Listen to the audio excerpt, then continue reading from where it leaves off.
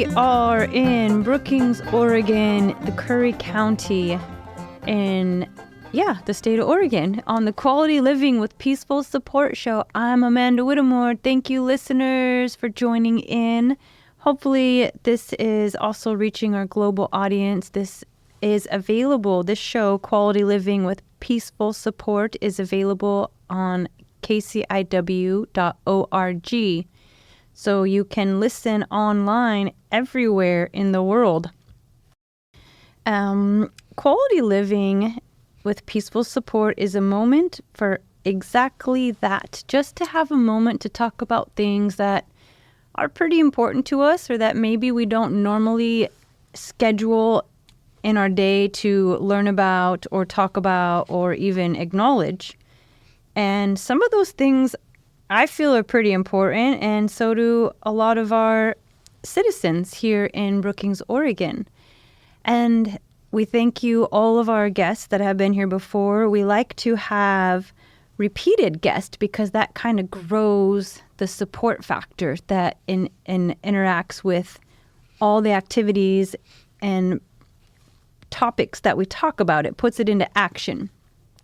And today we have Georgia Cockerham with us today. Hi. Hi. And Georgia's been on the show quite a few times, and we talk about things that she's actually doing. Like, it's, a lot of people talk the talk, but, she's one to walk the walk, and it is most admirable, and we're super appreciative for the work that you do, Georgia. Thank you. Yeah. Thank you. Amongst being an author, published author. Yes. But as a concerned Curry County citizen, I am concerned about how the county is being run.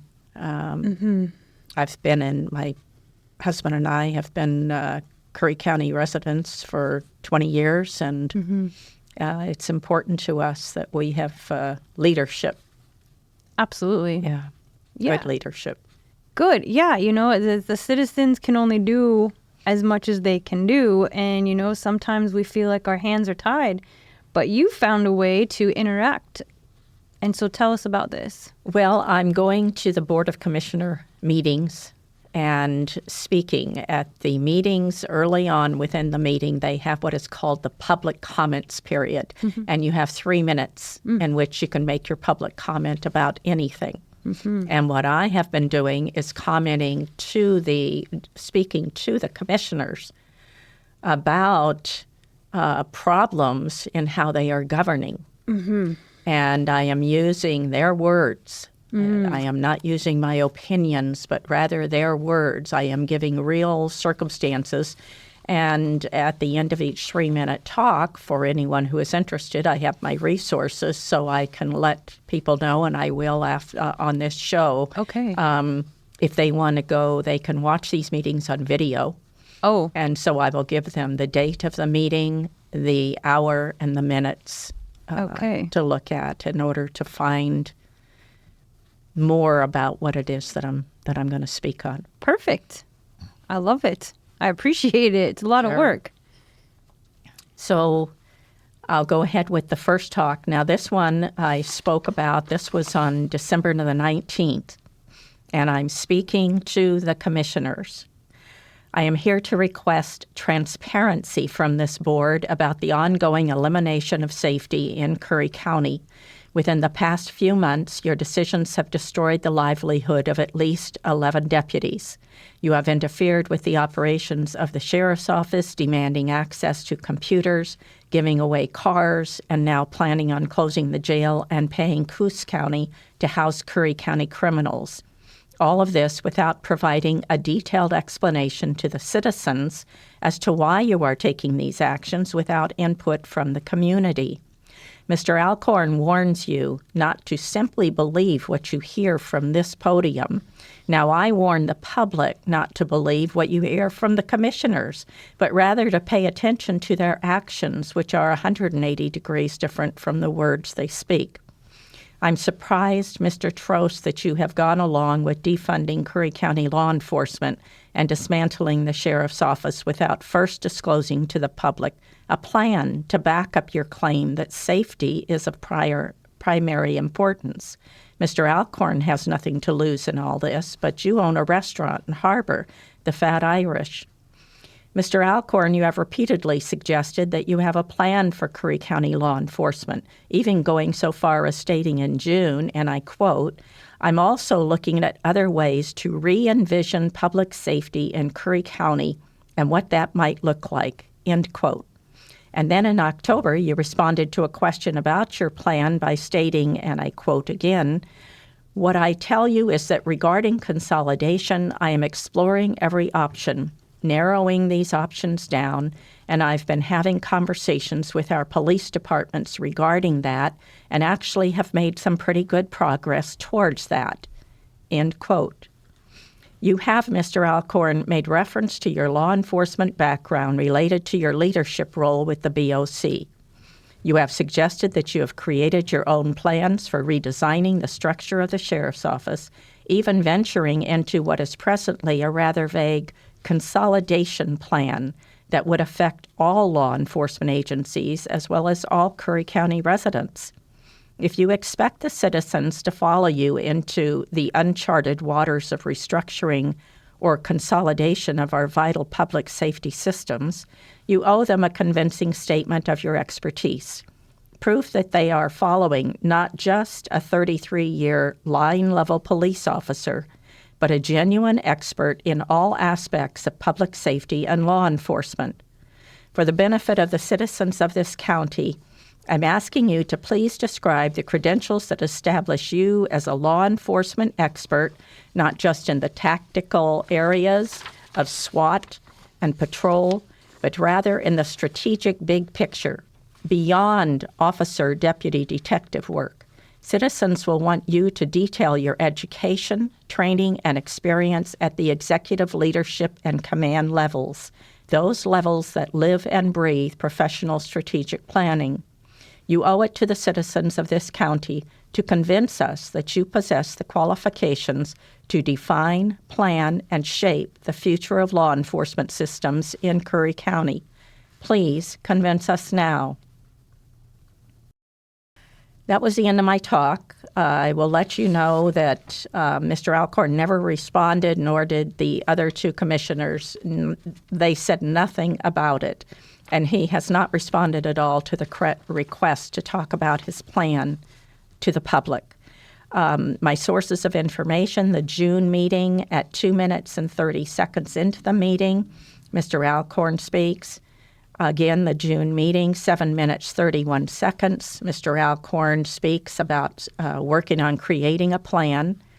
At the October 2nd meeting at 1 hour, 54 minutes, and 23 seconds, Mr. Alcorn then responds to then Commissioner-elect Patrick Hollinger, telling him that he can't give him a firm date, but would be having some pretty good progress toward talking about his plan. That was last October, and the public still knows nothing about it. I will tell you in the first paragraph here, as of December 19th, I mentioned that the commissioners were now planning on closing the jail and paying Coos County to house Curry County criminals. There was a meeting on that subsequent to that December 19th Board of Commissioners meeting. The sheriff attended the meeting. The Coos County commissioners were there and Curry County commissioners, and that idea was sunk early on in the meeting, so it will not go forward. And who was the one to sink it? That I don't know specifically. Okay. But as I say, our sheriff was there, and he is a man of few words, but he does speak up when necessary. I don't know. Coos County Sheriff could have been there as well. I don't know who all was at the meeting. I wasn't there. Okay. But I do know that that is not an idea that's moving forward. Okay. So if that was part of Mr. Alcorn's overall reconstruction plan for Curry County law enforcement, that's not going to work. And I'll tell you something else about our jail.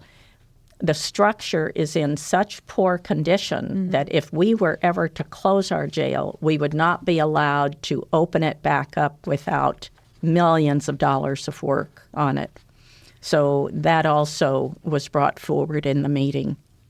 Yeah. So I will go on now. This was just this past week on the 9th. I did speak again, take my 3 minutes of public comment period. So again, I'm speaking to the commissioners. I'm speaking now as I've done every time I've spoken from this podium during the public comment period as a Curry County citizen and not for anyone else. I speak up at these meetings not to be confrontational, but to express my concerns to the public, pointing out why they should be alarmed. During the December 19 board meeting, the public listened to our 3 commissioners whine on and on because they did not appreciate how citizens are expressing their displeasure with the manner in which the commissioners conduct business. The request was made from the commissioner side of the table that everyone else in this room set aside their egos and avoid being confrontational. "We're better than that," said Mr. Trost. Well, I agree that egos and confrontational language were present at that meeting, but it took place on the commissioner side of the table. Mr. Herzog allowed his true nature to surface when, without reason, he made an egregious comment about the beard of a citizen seated at the meeting. The comment made by Herzog was most definitely provocative and ugly. Neither Mr. Alcorn nor Mr. Trost interrupted Herzog to express disagreement with his unacceptable language. You, commissioners, didn't speak up because Herzog was one of you. To make matters worse, when after his comment I interrupted Herzog and suggested the meeting move forward, I was told to be quiet and to respect his opportunity to speak. That, gentlemen, is an ego problem. Yours. When the citizen about which Herzog made his comment responded with a strong suggestion, using a choice word of his own, Mr. Alcorn interrupted the citizen, stating that the word he'd used was not acceptable in that room. There was a clear line drawn. It's permissible for a commissioner to be confrontational and attack a citizen with disgusting language, but the same does not hold true for the citizen. That, gentlemen, is an ego problem. It's yours. Your double-standard silence on Herzog's comment spoke volumes about the lack of integrity of this board. Another blatant example of your egos is when, at the November 6th meeting, Mr. Trost went on a 7-minute rant in which he blurted out 2 different expletives. Mr. Alcorn and Mr. Herzog sat quietly through their fellow commissioners' rant, mentioning nothing about the offensive language. That, commissioners, is an ego problem. Yours. And yes, Mr. Trost, those of us on this side of your table are better than that. Last month, I spoke of the many times Mr. Alcorn stated that he has a plan. What he hasn't done is give the citizens a detailed description of his plan and explain to us his credentials and experience at a command level that make him believable. My request was not confrontational, yet it was ignored. You've repeatedly admitted that Curry County was made unsafe with the reduction of sheriff's office deputies. Are you merely placating us with continued mention of your plan? Or have I drawn back the curtain only to find there is no plan? My 3 sources for this. Herzog's comment about the citizen's beard is December 19th meeting, 57 minutes, 4 seconds into the meeting. Mr. Alcorn's comment to me about giving Herzog respect, same meeting, December 19th at 59 minutes, 25 seconds. And Mr. Trost's 7-minute rant was October the 17th, 2 hours, 8 minutes, and 2 seconds into the meeting. Insane. This brings up when I went to my first federal case as court support, because as a patient advocate, we get drawn pretty far into supporting the family and the patient. And of all things, healthcare and safety in the homes, whether it's with the sheriff's department or however it goes. But these incidences and the way that they're speaking was what really brought me to pay more attention to what's happening in our community, because the statements like disregard what's happening at the podium. When I went to watch my first federal case, I heard after the jury was there, all the doctors, all the witnesses, all the people for the patient were giving their testimony. The federal judge turns to the juror, the whole stand, and says, you are to disregard everything that you heard from the podium. You are only to vote on behalf of what is federal law. And to me, that rose the biggest concern of living on earth I've ever had. Because what is the point of the judicial system? And then I learned about FIJA, Fully Informed Juror Act, to where we have the right as citizens to question authority immediately, to make them, like you're saying, show their case, show us their plan. Who are we to get in a car blindfolded with some guy who wants to give us candy and take away all of our money and kick us out on the side of the road? Like, I'm not trying to be freaky or anything, but this is what it feels like. And for them to completely blindly not respond at all or give you a date and a time or consider your thoughts as a valued citizen, a tax-paying citizen, that's like so hurtful. They are ignoring everything. And I will tell you, if you watch the last meeting on the 9th, when our newly elected commissioner, Patrick Hollinger, speaks up, I was terribly disappointed. Within the first few minutes that he begins speaking, he looks at the other two commissioners and makes the comment, well, we are a united front.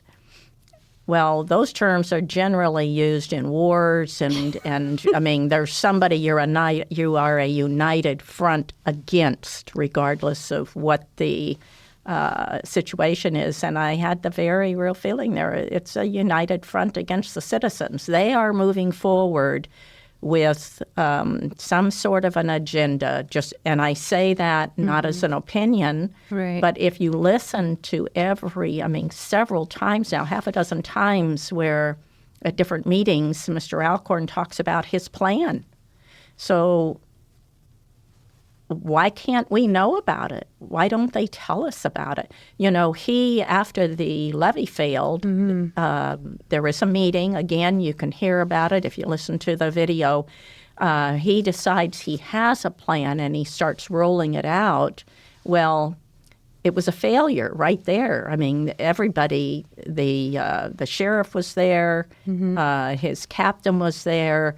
The county council mentioned somewhere in there that the plan didn't work. Well, Mr. Alcorn hadn't talked to the sheriff ahead of time to say, this is my idea on what to do. And it turned out Mr. Alcorn had no idea on how the sheriff's office operates. Right. He's just going on. And that's why in my talk, I know that he spent 33 years in law enforcement, but he never promoted. And that was in a law enforcement agency with 1,000 officers. I will say it's very unusual that you would spend 33 years with the same agency and not promote. So why, I don't know, and I wouldn't make any guesses. But what I'm saying is, so this man is now wanting to re-envision law enforcement throughout Curry County without letting us know what his plan is. Right. So I just keep speaking up about this last one with the way that the commissioner, who's no longer on there now, John Herzog, stepped down, Patrick Hollinger stepped up. With the fact few that fiery words before he left. And the fact that it was just unbelievable what he did with no reason to say what he said about this man, and the audience was just hard to believe. And then neither of the other two commissioners stopped him. And it sounds like political bullying, which is huge. Well, they are in a position of power. Right. And they cannot be talking like that to citizens and not expect the citizen to talk back. And that's when, they stopped the citizen when the citizen then said something back. That's why it feels like a bullying situation. Yeah. And it should like the ideal situation would be that it's neutral and that there's even, I need to go to the commissioner meetings personally because I've gone to our city council meetings. I know about that. I go to other board meetings, but this one sounds like I need to go, and I invite all the listeners to join me. Well, they can, and you can talk about anything. So, and also the meetings, if you're not there, they are all on video. Good. Yeah. So the day after a meeting, you can listen to it on video. Right. Difficult as it is to get through it at times. Right. Because these guys, all three of them, like to talk. So. And to hear, they teach us when we're young to listen to how does it go? Listen to what, like you were talking about. It's not about what they're saying. It's about what are they doing. Exactly. They may say one thing, but listen to where they're directing because their actions are going to speak louder than their words. And that's what is the importance of the citizens to hold them accountable. As much as we have to be held accountable by them, it's a mutual support. It ought to be the same team. Yes. Well, they work for us. They should be representing what we want. And this idea of, I mentioned the deputies that had lost their jobs. When that is brought up sometimes, Mr. Trost especially right away says, well, it was a budget cut. We had to cut across the board. Well, they did have to cut some of the sheriff's office because of the budget cut. But the patrol deputies, they had $17 million in road funds. And legally, the governor has given Curry County, along with 4 other counties, the right to use road funds for patrol deputies. And if they figure they have a plan, strategic planning would have been, let's use road funds one more year, keep those patrol deputies and our safety in place, and we'll tell the public what our plan is. Right. And we'll go Move from forward, there. right, together. That brings up the fact that for the budget, and if it is indeed, like when I went to the Curry County website, you can simply Google it if you want to. There's the application for volunteer positions. And if you all have listened to the Quality Living with Peaceful Support show that we're on right now, in the past episodes, you can go on the archives and you can listen to how much I talk about volunteering. Well, there is committees or task forces for the Board of Curry County Commissioners. Yeah, each one of us can step up and be on the board of commission, council, committee, or task force for the budget committee, the ambulance service area advisory committee, board of property tax appeals. That one got my attention mostly because of the real estate and because the county currently raised the filing fee from $15 to $65 overnight, saying that we don't have enough support or people to fill the positions. When they have this volunteer sign-up sheet that a lot of us in town have signed up to participate with for free. We are signing up to volunteer for the Planning Commission, Solid Waste Advisory Committee, Compensation Board, volunteering for the Coos Curry Housing Authority, the Fair Board, Local Public Safety Coordinating Council, CCD Business Development Corporation, Suicide Awareness and Prevention Council, Destination Leadership Team, Travel Curry Coast, which is part of the tourism. And so all these, you just list what your experiences are in the past, what your activities are like, what your schedule's like, what you feel like doing. I personally, it's public knowledge, I personally volunteered. And I've yet to hear back from them, and I really would like to shake everyone's hand and meet them and have them here on the radio station and find out what it is exactly maybe the volunteers are required to have, or why there ought to be a pool that of resources that we have of willing participants, citizens, to participate on these boards of commission. And so hopefully, listeners, we can all make a difference and get some actual results and be a solution to all that we're hearing about. That would be great. For anyone who's interested, again, you can come to the meetings. They're there in Gold Beach, and twice a month.